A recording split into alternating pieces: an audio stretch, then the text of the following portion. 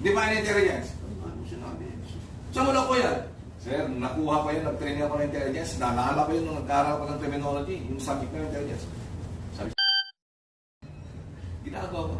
Hindi yan ibig sabihin ng intelligence. Intelligence is knowledge. Kasi bago mangyari isang bagay, ay alam na natin. Alam niyo ba pala ang ibig sabihin ng intelligence?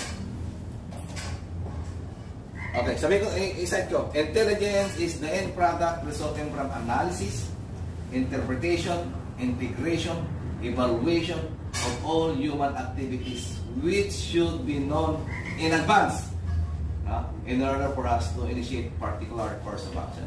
Meaning, mga kapatid, the use of intelligence is for advance. Hindi pwedeng late. Kasi kung late,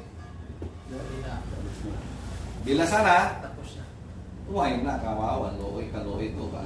Advance, so dapat yun ina-analyze yan. The word analysis, interpretation, evaluation, integration of all various human activities, all various human, of all informations for us that need that intelligence.